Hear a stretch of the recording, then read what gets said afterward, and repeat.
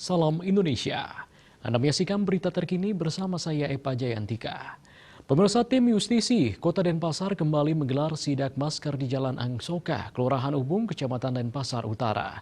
Dalam sidak ini terjaring 10 orang pelanggar prokes. Mereka diberikan sanksi berupa hukuman push up, bernyanyi, menghafal sila-sila dalam Pancasila, serta sanksi denda.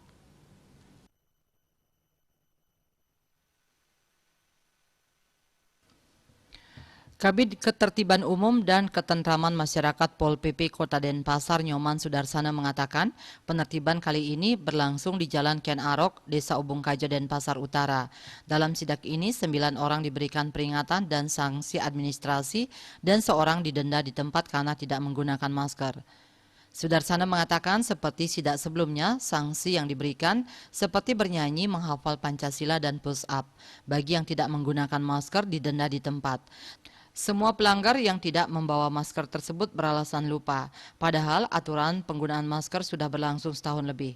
Sesuai aturan, jika ada yang tidak menggunakan masker dan tidak membawa masker akan didenda Rp100.000. Hal itu sesuai dengan Peraturan Gubernur Nomor 46 dan Peraturan Wali Kota Nomor 48 Tahun 2020 tentang penerapan disiplin dan penegakan hukum protokol kesehatan sebagai upaya pencegahan dan pengendalian COVID-19. Sementara bagi yang maskernya sudah rusak atau kotor, diberikan masker secara gratis.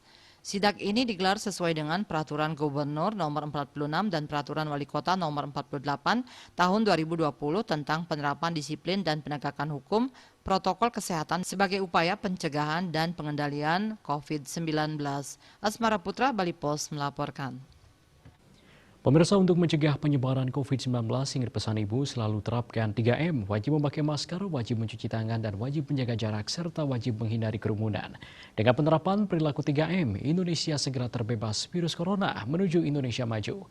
Update terus informasi Anda dengan subscribe dan like YouTube channel Bali TV @newsbalitv. Tetaplah bersama Bali TV, salam Indonesia.